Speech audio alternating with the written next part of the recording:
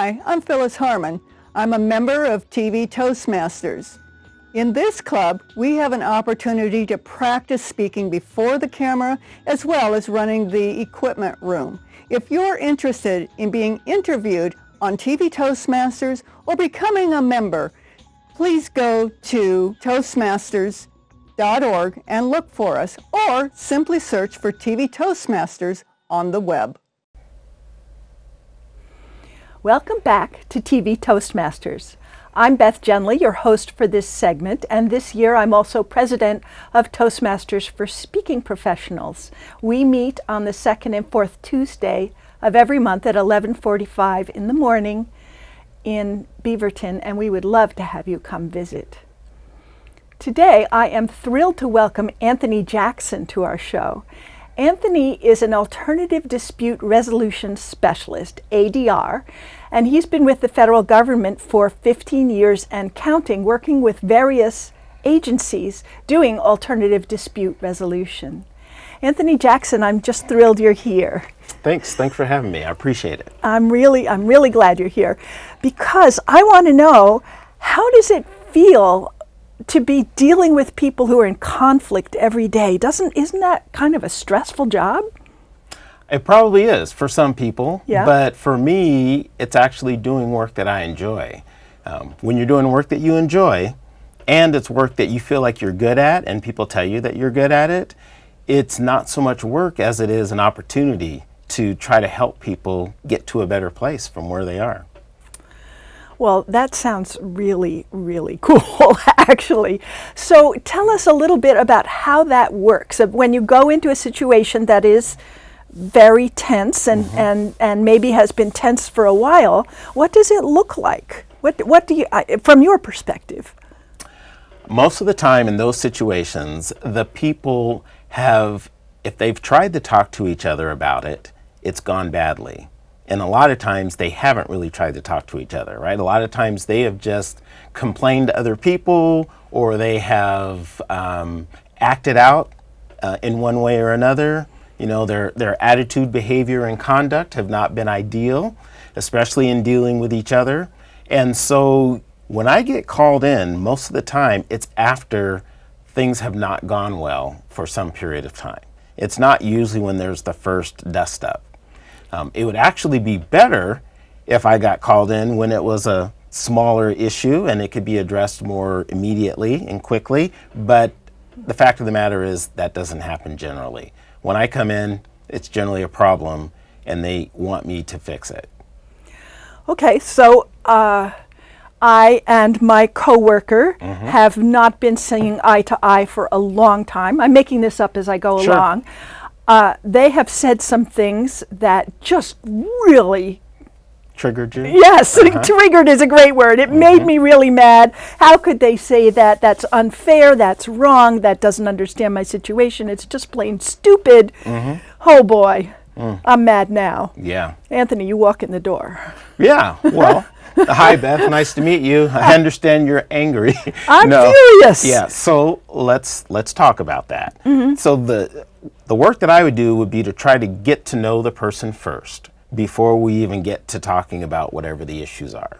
Because the fact is, you've heard the old saying that people don't care how much you know until they know how much you care. Sure. Well, if you are able to connect with somebody and you're able to meet them, you know, where they're at, and you're able to hear them out, right, without judgment and without any kind of animosity, you are making a lot of progress with them. A lot of times people don't feel heard and they don't feel acknowledged. Now, you can hear somebody and you can acknowledge them without agreeing with them.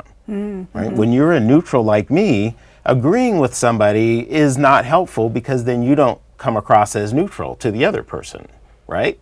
So it's kind of a skill to be able to hear them out, make sure that they know that you've heard them, acknowledge what they're saying, validate their feelings.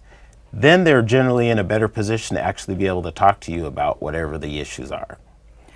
I can totally imagine that. And I can see how that would go very well with people who are of goodwill and basically decent, caring human beings. What if one of the people in that situation is awful? What if they're racist or sexist or a bully or just plain an evil, A bad word person? Then what? This comes up a lot. Yeah. And the fact of the matter is, most people are that person to somebody that they're in conflict with. Right? Most people are that person to somebody they're in conflict with. The thing that I can do that helps is I can be the outside perspective. I could be the person who is challenging the assumptions that the people who are in conflict have made about each other, right? I can be the one who can ask some good questions to find out, so what's beneath the fact that you're so angry with this person? There's probably something that happened, something that was said. We actually talk about those things. We get them to talk about the facts of what happened as well as what they made it mean. Then, once people have had an opportunity to get it all out, then a lot of times they're more open to now, let's think about looking forward and what can be done to help improve the thing from where it is to where it could be. And so sometimes you need an outside perspective to be able to help people do that. Because if they could do it on their own, they wouldn't need me. Right. Yeah. So you used a phrase in there that I'm really curious about. And I think I've heard it in other contexts before, but explain to me what you mean when you say, I made it mean something. We all do this. Yeah.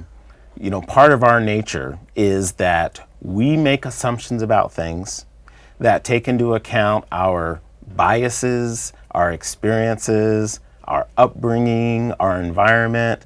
All of those things about us allow us, our minds, to be able to jump to conclusions and make assumptions. It's kind of a shortcut to doing some sort of a practical analysis and then coming up with a conclusion. We just do it mentally. Probably back in the days when we had to fight for our lives, we had to recognize danger and we had to recognize things and take action in order to prevent them from happening or to mitigate them if they were already going on.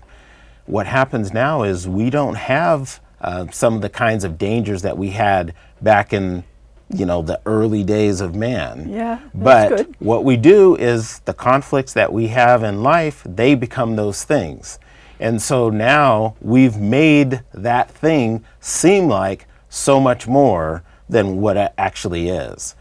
Somebody like me can get involved and help people. Well, let's break it down to what it actually is. What is the reason why the fact that they said that thing to you, why did that turn into, why was a mountain created out of this molehill?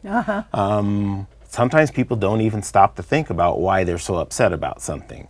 If you can get them to do that and they understand why they were so upset about it, it's a lot easier for them to even think of a possibility to make it better, right? To prevent that from happening again, or if it does happen again, to come up with a plan of action for addressing it before it turns into something ugly. Okay. So in what I'm hearing as you say that is we need to control our tendency to make up stories about what we're hearing or to assume that we understand what the story is behind what we're hearing and get curious. Absolutely. Yeah. What you just said there are excellent tips for people who want to work on conflict resolution skills. Checking your assumptions, trying not to make assumptions to begin with, but we all make assumptions, so it's going to happen. I say let's check our assumptions. Then the thing about making it mean more than what it actually is, a lot of times things that trigger us may not trigger other people, but we're different from other people. Everybody has their things that trigger them, and everybody has their things that are meaningful and that make something worse. And so if you can actually help people understand why it's such a big deal, whatever the thing is that happened, you can often help them come to a better place of trying to actually address that thing. So, there's some tools, tips, and techniques that you can teach people that if they practice and they get better at it, they can help resolve their own conflicts. And that's ultimately my goal, is to help people with enough training and knowledge that they can then, sort of self-mediate or self-facilitate their own conflicts that they deal with. That's true success to me. All right, and on that note, we'll take a short break, and when we come back, we'll talk more about tools, tips, and techniques for avoiding conflict or resolving conflict quickly. Hello everyone, my name is Christopher Taylor and I'm with TV Toastmasters. My home group is Feedbackers in Beaverton, Oregon. I first joined Toastmasters for a couple reasons. I was nervous. I had trouble speaking in front of others. I needed some help. And when I joined Toastmasters, not knowing what to expect, I learned several things. One, it gave me the confidence to speak in front of others. I learned how to take constructive criticism. I benefited from that. That benefit was the confidence to get a job. When I took the suggestions in the club, when I started speaking in front of a group and remained speaking through my role, doing table topics, getting topics that you're unaware, learning how to think on your feet, learning how to speak on your feet. I first started working managing the Berkshire Hathaway account. I started as a back office role, not the face of the company. It didn't take long until I was dealing directly with the executives. Today I give executive briefings for Verizon Enterprise in the highest level in the enterprise space. And I'm grateful and I owe all of that to Toastmasters. Thank you. Hi, I'm Eric Bergman. As a member of TV Toastmasters, I get to learn all about video production, running a TV show. Plus, I get to be on camera interviewing really fascinating Toastmasters who share their stories about their hobbies, their activities, and how they benefit our community. I also get to bring in members of my home Toastmasters club. We toasted in Lake Oswego. They get to tell their stories and build their communication skills. We're bringing a voice for District 7 Toastmasters here in Oregon and Southwest Washington to a TV audience. And TV Toastmasters is a great way to learn how to spread your message and share your stories with a wider audience.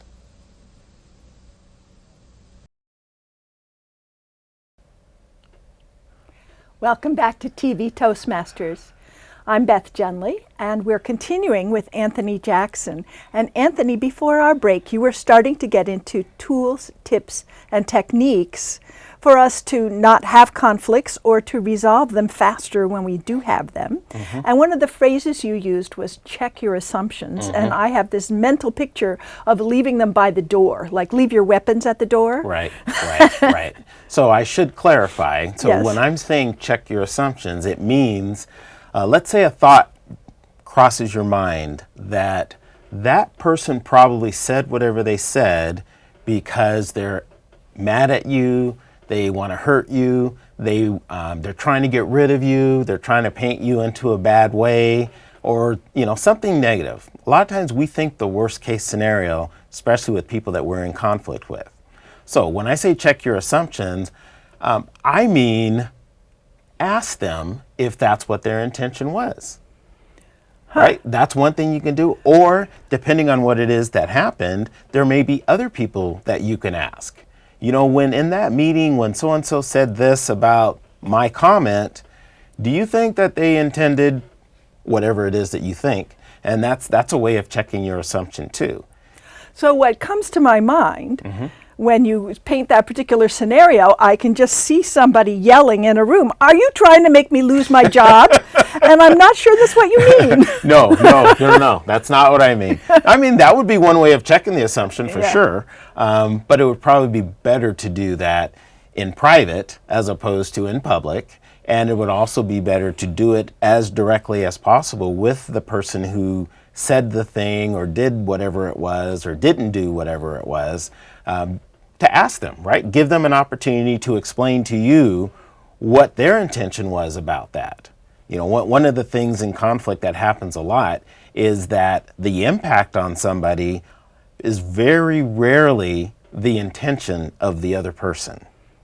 And so you don't know that until you actually have an opportunity to talk it out with that person. That's great. So to dial it down, you might say something like, "What did you mean when you said X, Y, Z?" Because it made me uncomfortable. That is, yeah, absolutely. You could do that. And one of the things that we try to train people to think about doing is to speak from I statements first. Like, how were you impacted by whatever it was that happened? You can say, you know, I felt like you were trying to make a comment that would make me look bad, which then could ultimately end up in me, you know, being disciplined or maybe even fired. And I'm hoping that wasn't your intention, but can you explain to me what it was that you were trying to do there? And then that person can either say, well, yeah, I was trying to get rid of you because I think you're horrible, or whatever the thing is. It might turn out that you're right, but most of the time, in my experience, that wasn't the person's intention. They had an entirely different intention, and they hadn't even considered how you might take it. And that's where most conflict comes from. So have you ever been in a situation where the conflict has been going on for a very long time, kind of entrenched? Tell us a story. Okay, so this is a story of a couple of employees, I'll say, who had a conflict for over 10 years. 10 years, Over wow. 10 years. At one time, they were friends. And let's call them Jane and Tanisha. Okay. All right, let's call them Jane and Tanisha. Okay. So Jane and Tanisha had been friends when they both were working for the same employer. And they came up through the ranks together. They used to go and have lunch. They would get together. Families would get together. I mean, they were truly friends. Then an opportunity came up for a promotion to be like the supervisor of the work group that they were in. And Jane ultimately prevailed in getting that promotion. Well, as you can imagine, that sometimes happens when people's statuses change like that. The relationship that they had also seemed to take a downturn as well. And, Tanisha felt that Jane now thought that she was better than everybody else and that she was acting differently. And so Tanisha was looking at Jane's comments, the things she did, the things she didn't do. Like, all of a sudden now, this wasn't the same person that I knew. And I feel like she's now out to get me. I don't know why, but it seems like she is. She's forgotten all about our friendship. When Jane, on the other hand, felt that she was now in this supervisory position, and now she needed to make sure that she was not showing any kind of favoritism, that she was treating everybody the same. And in her mind, her intention was to be fair, to be a good leader, and to not show favoritism, even to her old friend Tanisha. And the same thing was going on, but each of them was looking at that same thing differently. So every little thing that happened, Tanisha would look at it with the lens of, what is Jane doing to try to upset me, make me look bad, whatever. And Jane was looking at the same kinds of situation as, I'm doing everything I can to be fair and to be honest and to treat everybody fairly. And every once in a while, when that happens, something bad occurs, right? Somebody says something that's totally inappropriate, or their attitude, behavior, and conduct become bad and need to be corrected. Now there's maybe a union grievance, maybe there's an EEO complaint, maybe there's a harassment complaint. All these other kinds of things are happening because of what each of them are making it mean. Mm-hmm. And so many times in these kinds of situations, I get called in. And when I get called in, I try to help them actually get to the bottom of, so where did this start? When did it start? Let's talk about what each of you intended and how the other's been impacted, and then let's see if we can work from there. So that is. So what happened with Jane and Tanisha? They worked their issues out, and they're in a better place now than they were before. Awesome, beautiful. Mm-hmm. Boy, I can so see all the elements of that. It would be so easy once you start seeing something through a certain lens. Yep. everything looks that way, and Exactly. you see proof for whatever it is you're looking for Yep. proof for. Yep. And the good news about it Yeah. is that works in reverse either. When you think well of somebody, you think highly of them, you are assuming good intent, then everything is filtered through that lens in your mind. And you see the good, you see the positive, you see the great things about this person that you might not otherwise, and that you certainly wouldn't if you were in conflict. Okay, so just changing your attitude, or looking for, could this person be of goodwill? Mm-hmm. Could this person have values that I can respect? Mm-hmm. How would that be showing up in this situation? Well, if I was working with some folks who are in conflict, if you can find common denominators that the people both value, that they think are important, places where they actually have agreement, then you can build on those to address the places where they don't. So when they're able to share whatever it is that's been going on for them, and they share it honestly and openly, it's very rare that I don't find commonalities between them. Generally, people want to do a good job. They generally don't want to be fired. They generally don't want to be the spectacle of the office and have everybody talking about what's going on. They generally want things to be better going forward. And so when you find those common denominators that people have, now you can voice that to them and explain to them that if they want to move to that place where they can build upon those common denominators, they can create a mutual purpose, something that's going to be beneficial for both of them, and then they can work towards that. And you help them come up with the solutions that are going to help them get to a better place. And that's why you like what you do so much, it sounds Why like. I love what I do, because I never know what I'm going to be dealing with, and yet I do know I'll have an opportunity to help those folks. And actually, I'm not telling them what to do, I'm helping them help themselves. Because I may be an expert about conflict and conflict resolution and training and all that, but each person who's in a conflict, they're the expert of their conflict. Okay. We have just a few minutes left, and I know that you have 5 areas that you think people get into conflict, and I want to leave us a moment for you to talk about where people can find more information. So those 5 areas. All right. So the 5 things that I have done, this is a study that I've done over a year and a half, where I identified some of the underlying issues from which conflict arise. And those issues are, if you use the acronym CRAFT, C-R-A-F-T, the C would be for communication, the R would be for respect, the A would be for appreciation, the F would be for fairness, and the T would be for trust. Now, in my experience, every conflict I've ever heard of, communication is a component of it. Too much communication, bad communication, no communication, some level of issue, communication is a challenge there. Respect is one of those things that is often either not ever been earned, or it's been lost and needs to be rebuilt. Appreciation, when people feel like they're doing their very best and the other person doesn't appreciate it or isn't showing them any kind of appreciation, then it tends to make them not want to continue to do their very best. Fairness is the issue that most EEO complaints and union grievances and harassment complaints are filed about. People not feeling like they're being treated fairly. And trust is the result of 2 or more of those other issues being present. It results in either a loss of trust or the failure to attain trust.